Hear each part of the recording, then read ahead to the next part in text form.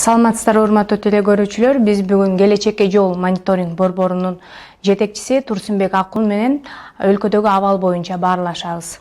Саламатсызбы агай? Биз билебиз, сиз 15 октябрда эң алгачкылардан болуп эртең менен президентке барып жолугуп баарлашкансыздар. Ошол жолугушууда сиздер президент менен эмнелерди маектештиңиздер эле? Жолугушууда ошондо президент отставкага кетем деп сиздерге айтты беле? Ал күнү эртең менен саат 9:00 президент экөөбүз жолугуштук. Ал киши менен бир күн мурун сүйлөшкөнбүз. Анан ал киши мурдага караганда настроенияси жакшы, мага айтты: Турсунбек Акун, мен азыркы укуктук талаага киргизмейинче отставка бербей эле, ушу аягына чейин парламенттик шайлоону аягына чейин өткөрүп коеюн. Ушул азыр өлкөбүз тынч болсун, мен кызматка жармашпайм, сөзсүз түрдө кетем. Бирок ошо бир парламенттик шайлоону бүтүргөндөн кийин анан ошо өкмөттүн курамын курагандан кийин анан жаңы төрага шайлап, анан ошого өткөрүп берейин деп кетем деп сөзсүз түрдө ошондой кылабыз деп сүйлөшкөнбүз. Анан отставка кетем, кетпейм деп айткан эмес. Агай, анан айтсаңыз, ошол учурдагы премьер-министр Садыр Жапаров анан Камчыбек Ташиев жолуккандан кийин президенттин ою өзгөрүп, ошол отставкага кетем деп маалымат чыкты да, анан эмне үчүн мындай чечим чыкты? Анан отставкага кетем деп андан мурун айткан эмес, бирок сиздерге жолукканда. Жок, мага жолукканда да айткан эмес. Анан менден кийин дагы бир 8-9 саясатчы ал киши менен жолуккан экен. Ошо Ташиев, Садыр Жапаровторго чейин, менден кийин эле ошолор уже келе баштады. Феликс Шашамаевич Куулов, Медеткан Шеримкулов, легендарлуу парламент спикери, Роза Отунбаева, Исмаил Исаков, ушу Азимбек Бекназаров, ушу сыяктуу Кыргызстандагы баягы чоң кызматтарды иштеген, Кыргызстандын тарыхын жазган инсандар менен жолугушту да. Кимдерге? Садыр Жапаровторго чейин. Анан алар менен да мен улам байланышып аттым. Анан алар Абдыган Эркебаев бар. Анан Абдыган Эркебаев менен бир топтон кийин чалсам, жаңы эле чыктык президенттен. Жакшы жолугушуу болду. Биз аябай жакшы баарлаштык. Президент азыр кызматтан кетпейм, ушу парламенттик шайлоону өткөрүп бериптир, анан арыз жазып кетем деп ал кишини да ишендирдик. Биз да ошону талап кылдык, сурандык. Президент ошо макул болду деп мына айтты магачы. Ушинтип айткан. Андан кийин эле как раз алар чыгып кеткенден кийин анан Ташиев менен Садыр Жапаров кирип кеткен экен президентке. Ошондон кийин эле үчөөнүн ортосундагы сөз жөнүндө биздин маалыматыбыз жок. Бизге жанагы Отунбаеваларга да, Шеримкуловторго дагы, мага дагы отставкага кетпейм деп айтты эле. Бирок алар менен сүйлөшкөндөн кийин эле отставкага кетем деген билдирүүсү бүт интернеттин баарына жайнап кетти. Анан мен эми укук коргоочу катары Кыргызстанда ошо маалымат алуу укугу бар да. Биз азыр маалымат алуу укугунан ажырап атабыз. Үчөөнүн ортосундагы жалпы коомчулук Кыргызстандын эли, анткени ошо президенттин, премьердин досу, жанында жүргөн жан жолдошу, коомдук саясий ишмер Камчыбек Ташиевдин ортосундагы бул жөн адам эмес да. Мисалы, президент менен премьердин ортосундагы сөз жөн эле бир жашыруун калбаш керек. Алардын ортосунда эмне сөз болду? Мурда кетпейм деп аткан президент анан арыз жазып эле тез аранын ичинде чечимин өзгөртүп, эмнеге бул мындай кандай шарттар буга өбөлгө болду? Эмне үчүн мындай чукул өзгөрүү позициясын, пикирин алмаштырды? Бул азыр ушуга чейин жабык бойдон калып атат. Бул жабык бойдон калбаш керек. Адамдардын маалымат алуу укугу чектелбеш керек. Ошон үчүн ушунун баардыгы ачыкка чыгыш керек. Ошо премьер-министр дагы, Камчыбек Кыдыршаевич дагы, Сооронбай Шарипович да мунун баарын ачыкка чыгарып, ошонун баары ачыкка чыгыш керек. Мына азыр анткени ушунун баары ачыкка чыкмайынча, мына азыр премьер-министрди азыр Өзбекстандын премьер-министри куттуктады. Башка премьерлер азыр куттуктабай турат, же башка президенттер. Анткени ушундай күмөн иштер ачыкка чыкпай атат да. Ачыкка чыгып, ошонун баардыгы коомчулук билиш керек. Эгерде ачыкка чыкпаса, мен ойлойм эми премьер-министр менен Камчыбек Кыдыршаевич келип президентти бир коркутту же кандайдыр бир басым кылды дегенден алысмын. Бирок ачыкка чыкмайынча түрдүү ойлорго жол салына берет да. Түрдүү пикирге жол ачыла берет. Кээ бир ойлошу мүмкүн, балким коркутту деген пикир болушу мүмкүн. Кээ бир тигиндей ошон үчүн ачыкка чыкмайынча күмөн ойлор ошондой кала берет да. Демек, агай, ошол азыр президент уже отставкага кетип кызматын тапшырган күндө дагы ошол жолугушуудагы сөздөр сөзсүз түрдө коомчулукка айтылыш керек, билиниш керек деген пикирдесиз. Ачыкка жарыяланбайынча дүйнө лидерлери дагы, мисалы мына дүйнөнүн лидерлери азыр карап турат. Дүйнөнүн премьер-министрлери, биздин Борбордук Азияда премьер-министрлердин баардыгы карап турат. Анан президент жөн эле ага чейин алар да суранышкан, отставкага кетпеңиз деп, баардыгы легитимдүү жол менен кетсин, ошол аянтчада болсун деп аткан. Анан эле тем более белгилүү лидерлер менен жолукканда кетпейм деп айтып, анан тез аранын ичинде эле кетем деп калганы бул өтө чоң күмөнөөлөргө түртөт. Ошон үчүн мунун баардыгы ачыкка чыгыш керек. Жакын аралыкта ачыкка расмий түрдө чыгыш керек. Мен ошону талап кылам, ошону суранам да. Агай, анан айтсаңыз, премьер-министр азыр убактылуу президенттин кызмат ордун ээлеп убактылуу президент болуп жатат. Булга негизи конституция жол береби? Негизи шайлоого эми Садыр Жапаров катыша алабы президенттик шайлоого? Тилекке каршы Садыр Жапаров катыша албайт, жол бербейт. Бүгүн ал жөнүндө дагы парламенттин депутаттары бүгүн ал жөнүндө ачык айтты. Парламент жол берет, анткени ал киши бүгүндөн баштап, мына бүгүн 16-сынан баштап президенттин убактылуу милдетин аткара турган президент болуп жарыяланды бүгүн. Ошол милдетти алды. Ал анткени шайлоону бүт мыйзамдуу түрдө так, ачык өткөрүп бергенге шарт түзүш керек. Башка президенттик орунга койгон талапкерлерге шайлоону өткөрүп, тандакай шарт түзүп, мыйзамдардын баарын сактап, анан башка президентке өткөрүп бериш керек. Өзү катыша албай калат. Бирок ушул жерден айта кете турган нерсе, мен мисалы Садыр Жапаровду билген адам катары, анын кишинин президент ушунча жаштар, ушунча эл, түндүк, түштүк баары колдоп аткандан кийин, айрыкча жаштар, ал кишинин президент боло турган чоң мүмкүнчүлүгү бар эле да. Баягы Нельсон Манделе сыяктуу айтпайбы, түрмөдөн сразу президенттикке деп. Бул киши түрмөдөн сразу түз эле премьерликке келди. Эми убактылуу президенттин эмесин аткарбай эле биротоло президент болсун деген деле менин тилегим бар эле да. Садырга деген менин чоң сыйым бар өзүмдүн. Мына элдик президент болуп, ошондой бир элдин адамы, түрмөдө жаткан адам, кыйналган адам президент болсо деген менин дагы оюм бар да. Бирок тилекке каршы өзүнүн жолун өзү бууп алды да. Анткени ошол жана агрессивдүү көз караштагы жаштарды туура түшүндүрүп, аларга юридикалык жагынан туура түшүндүрүп, силер эгерде мен президент кете турган болсо же төрага болбой мен президенттин милдетин аткарсам, мен президентке кое албай калам деп туура түшүндүрсө, жаштар дагы андай агрессияга барбайт эле да. Туура түшүнбөй калды да. Ошон үчүн мен ойлойм, президент кетпей эле турса, аягына чейин парламент шайлоonu өткөргөндөн кийин кетсе, бул киши президентке койгонго мүмкүнчүлүгү бар эле. Же андай болбосо, анда төрага, жогорку кеңештин төрагасына убактылуу берип турса, милдетин аткарган конституция боюнча экинчи орун ошонуку. Анан ал киши да отказ берди, ал кишиге дагы айтышты, кызматтан кетсин деген катуу мындай басым болду. Анан ошондон кийин ал киши кызматтан баш тартты, милдетин аткаргандан. Мына эми азыр өзүнө эки тизгин бир чылбыр өзүнүн колунда болуп калды, бирок кое албайт. Демек кое албайт, э? Кое албайт. Агай, ушул парламенттик шайлоо жана президенттик шайлоо кайсы убакыттын ичинде өткөрүлүшү керек? Конституция боюнча президенттик шайлоо 3 айдын ичинде, 90 күнүн ичинде өтүш керек. Мындай мисалдуу айтканда 15 январь 2021-жылы өтүш керек да.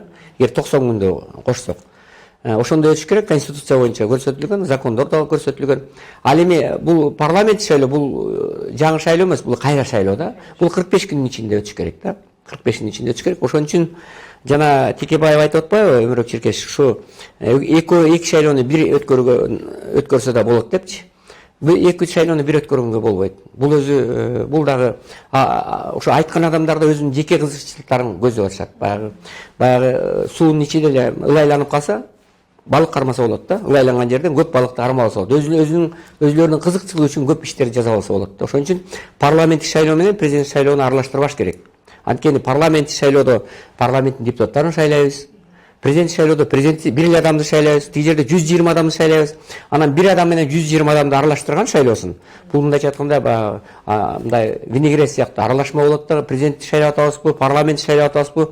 Бул вообще чатак болот. Буну аралаштырбаш керек. Бирок, конечно, эми бюджеттен акча көбүрөөк кетип калат, бирок кандай болгон күндө дагы, акча кеткен күндө дагы биз президентти өзүнчө, парламентти өзүнчө шайлоо өткөрүп алышыбыз керек. Ошондо татыктуу парламентти шайлап алабыз, татыктуу президент шайлап алабыз, экөө бири-бирине жолтоо болбойт да, зыянын тийгизбейт. Акчаны карабай эле ошол эмеге шартка жараша эле келечекке мындай туура тандоо жасашыбыз керек турбайбы? Парламент 5 жыл иштейт, 120 депутат. Канчалаган закондорду чыгарат. Бул парламенттик өлкөбүз биз. Парламент деген мына парламент начар иштегендиги үчүн ушундай абалга келдик. Ошон үчүн сапаттуу, билимдүү, мындайча айтканда баардык жагынан мыйзамды билген, эл үчүн иштеген, мындай элдин кызыкчылыктарын күрөшө билген эл өкүлдөрүн шайлаш үчүн эч каражат аябаш керек. Анан 5 жыл, 6 жылга шайланып турган, тем более экөөнүн срогу бир эмес. Бирөө 5 жылга, бирөө 6 жылга шайланат.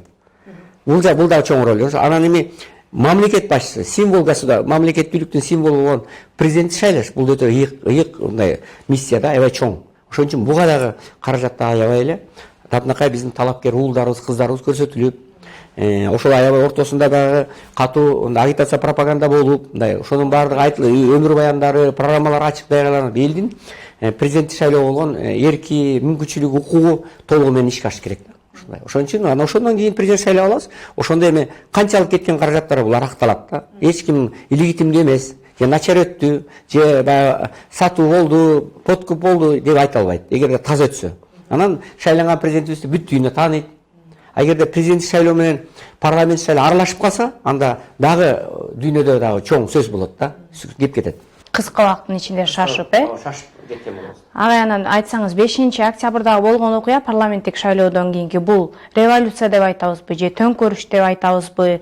Сиздин оюңузча бул эмне болду бул окуя?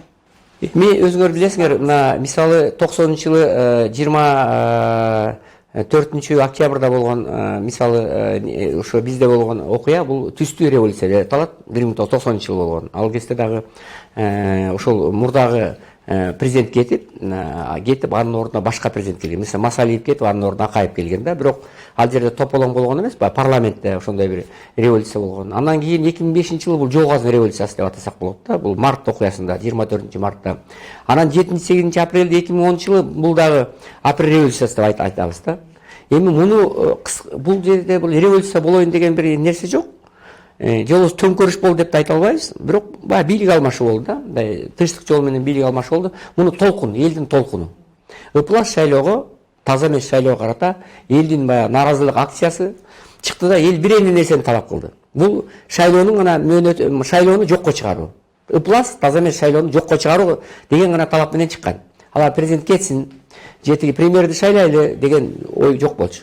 Анан чыкты, анан бийлик өкүлдөрү президент баштап чыгып, аларды кабыл алып, шайлоону жокко чыгарабыз деп койгондо эле баардык маселе чечилип тарап кетмек.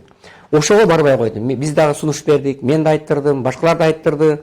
Тилекке каршы ушул жерден чоң оркойгон ката кетилди. Президент тарабынан, бийлик тарабынан, президенттин аппаратынан эле бир эки адам чыгып туруп, мына президент чакырып атат силерди, шайлоону жокко чыгарат деп айтып койсо эл тарап кетмек. Бул жерде ошон үчүн муну бир элдик толкундоо десек болот да.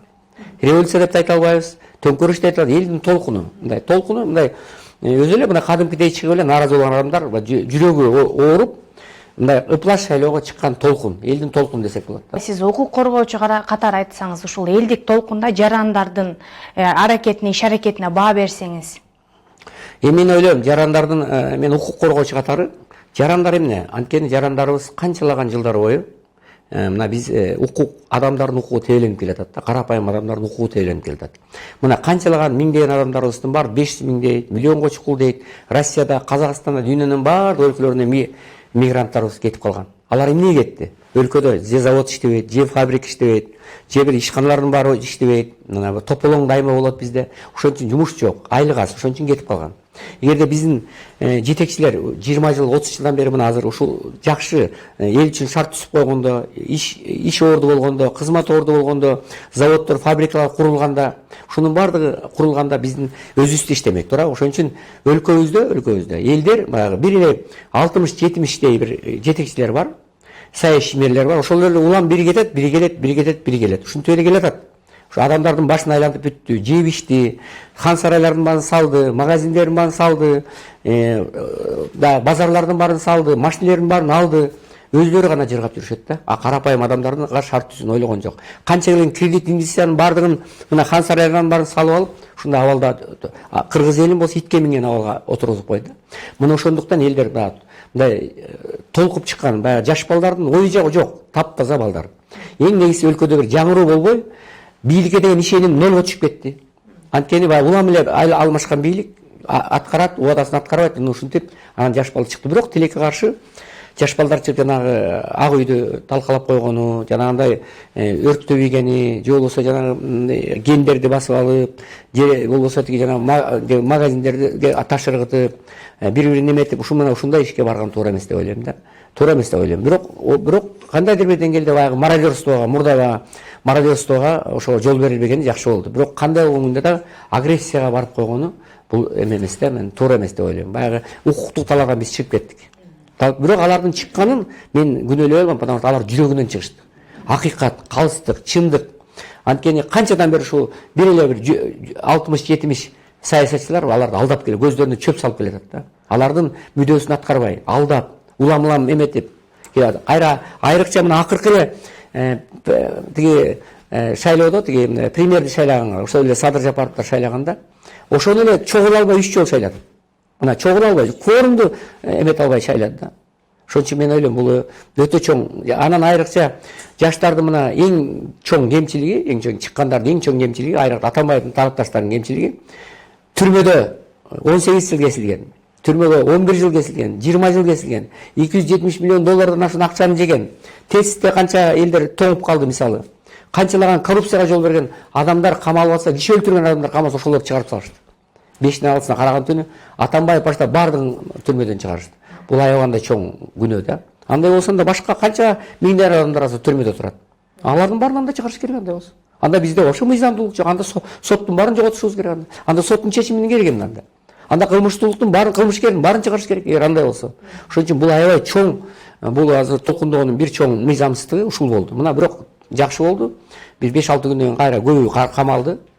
Кайрадан ордуна келди мыйзамдуулук. Бирок кээси качып жүрөт. Мына кээси мурдагы премьер-министр Сапар Исаков баштап мына камалбай ошого чейин жүрөт. Бул да жаман нерсе. Ошон үчүн баардык нерсе соттун чечими менен гана чыгыш керек. Соттун чечимиз чыккан болбойт. Президенттин убактылуу милдетин аткаруучу Садыр Жапаров менен тааныштыгыңыз барбы? Анан ал адам эмне үчүн абакта жаткан? Бул тууралуу сиздин маалыматыңыз барбы? Абакта жаткан деп азыр айтып калдым. Садыр Жапаров өзү ошо 2005-жылы Түп районунан ошо атайын анда бир мандат округтан өзү жаш жигит ал кезден. Ушундай бир күч менен, жалындуу сөзү менен элди өзүнө тартып алып, жасаган эмгеги менен анан баягы элдиге жагып анан шайланганда, 2005-жылы шайланган март окуясында, айгизде март революциясы болгон. Ошондон бери саясатта келатат. 2005 болгондо мына 15 жылдан бери саясатта келатат да. Анан ал депутат болгондо да мына кумтөр маселесин көтөрүп чыкты. Аябай кумтөрдү изилдеди. Кумтөрдүн маселесин катуу койду. Аны бир улутташтыруу маселе. Ошол кумтөрдү маселесин койгондо мына ошол кумтөр боюнча байып аткан депутаттар, ошондон бир колдорун жылытып аткан депутаттарга каршы чыгып, анан акыры куугунтуктап иш козгоп, анан жаманатты кылып анан кызматтан депутаттыктан кетиришти. Андан кийин комиссар болду Бакиевдин убагында. Комиссарга ал 1,5-2 жылдай да катуу иштеди. Комиссар эскертет деп бир топ мамлекеттик чиновниктерди баягы жеген ичкендерди камап, аракет кылып, иш козготуп аракеттерди көрдү. Андан кийин мына ушул айрыкча кумтөр боюнча катуу болду. Анан чет мамлекетке кетти. Аңгыча боло жанагы барымта боюнча деп ага күнөө жапты. Мына бир тиги Ысык көлдүн губернаторун эмеге барымтага Эмил Каптагаевди барымтага алат деген. Анан анысы да далилденген жок. Эмил Каптагаев болсо айтып чыкты, мени Садыр Жапаров алган жок, мени башкалар алды барымтага. Садыр Жапаровдун күнөөсү жок деп айтып чыкты. Анан башка өлкөгө кетип калып кайра келди. Анан мунун баардыгы күнөөсү Атамбаевда да. Атамбаев муну каматты. Атасы Багыш Норгожеке ооруп атканда ушу балам келсе экен деп көз жалдырап турду. Муну алып келип аэропорттон эмеден тиги чек арадан камап, бир күндө атасына учураштырбай камап салды. Жок дегенде келип, биякта миңдеген адамдар күтүп аткан, ага учураштырып, үйүнө алып барып, бир жумача атасына энеси менен болуп, анан келип анан тергесе болмокта. Аны сразу эле камап, ошо замат камап салды. Анан мына ошону ата энесин да көрө албай, топуракты дагы жарым жартылай салып, анан баласы каза болду. Ошон үчүн көрбөгөн кордуктарды көрдү. Анан ошол түрмө убагында да буга кол салды. Түн ичинде кол салып болуп, канчалагандай ошол канжалап жатканда да далай ирет көрдүк. Ошон үчүн мен ойлойм, буга карата куугунтук аябай эле катуу болду. Ошонун баарын көрдү да. Ошон үчүн бул эгерде ушул адам Сапар Нуркожоевич эгерде премьер-министр болсо, президент да болсо, ушу баардыгын кыйынчылык көргөн адам, баардыгын түшүнөт, колдон келишинче ушу мамлекеттин, элдин кызыкчылыгы, айрыкча карапайым элдердин кызыкчылыгы үчүн иштеп кете турган чоң мүмкүнчүлүгү бар да. Бар болот. Бирок эми тилекке каршы жанагындай тоскоолдуктарга жол берилип калды. Азыркы абалданчы чыгуунун жолдорун кандай көрөсүз негизи? Укук талаага кандай келсек болот? Анан алдыда парламенттик шайлоо келе жатат. Ага мурунку катышкан саясий партиялар кайрадан катыша алабы? Мурунку партиянын өкүлдөрү, саясий партиялар укуктук талаа абалдан чыгуунун жолдорун. Талаанын жолдорун азыр мына Садыр Нуркожоевич 2 дискин бир жыл бир алды. Канат Геннадьевич дагы бир андай билимдүү жетекчилердин бири. Ал дагы мына парламентти башкара баштады. Ошон үчүн эң негизги иш азыр сөзсүз түрдө эртерээк президенттик дагы парламентте шайлоонун күнүн белгилеш керек. Мына азыркы кризистен чыгуунун укуктук талаага толугу менен келүүнүн жолу ошол мөөнөтүн белгилеп, эртерээк парламенттик шайлоону өткөрүп биринчи, анан президент шайлоону өткөрүп алышыбыз керек. Анан булардын баардыгы эми мына биз ушундан сабак алышыбыз керек. Мына революция жолусу толкундоо эмнеден болду? Мына бийлик алмашуу 15 күнгө жетпей бийлик толугу менен алмашты. Эмнеден болду? Бүт ыплас таза эмес шайлоодон болду. Ошон үчүн мындан кийин экинчи мындай кайталанбай, таза, ачык, альтернативдүү, таза ыплас эмес шайлоо өтүш керек да. Ошон үчүн азыр ошол туура айтат. Ошол жанагы мурдагы баягы ушул ыплас шайлоого жол берген партиялар катышпай койсо, моральдык баягы укугу да жок да, юридикалык укугу бар алардын. Укугу бар, башка партиялар менен катыша берсе болот. Ошол катышкан баягы эмелерчи, тизмедеги адамдар талапкер катыша берсе болот. Бирок алардын моральдык укугу жок да, мындай катышканга деп атат. Элдин көпчүлүгү ошол, мен да ошондой деп туура деп эсептейм. Анан айрыкча ошол эле Мекенчилик партиясы, мына Садыр Жапаров жетектеген партиянын дагы катышпоо маселеси мындай ойлонто турган нерсе. Эгерде катыша турган болсо, анда баягы Садыр Жапаров президент анан премьер болуп турат, кандайдыр бир деңгээлде жардам берет деген ой кетет да. Анан Садыр Жапаровдун да жанында жүргөн баягы адамдар, эң жакын достору дагы бул жерден бир президенттикке же талапкер болуп катышса, бул дагы күмөн ойлор туудурат. Элдин наразылыгын, экинчи тараптын бир башка бир топтун наразылыгын пайда кылышы мүмкүн. Ошон үчүн биз азыр бардык жагынан ачык болушубуз керек. Ачык, бул шайлоону бир аябагандай чоң, жогорку деңгээлде өткөрсөк, анан элибиз толугу менен ишенет. Биз билебиз, ушул 5-октябрдан баштап эле ага чейин эле сиз абалды калыбына келтирүү боюнча данакер катары милдеттерди, иш-аракеттерди аткарып жүрдүңүз. Анан мындан кийинки аракеттериңиз кандай болот сиздики? Эми биз көп жылдан бери саясат жүргөн адам катары өлкөдө тынчтык, стабилдүүлүк болуш керек да.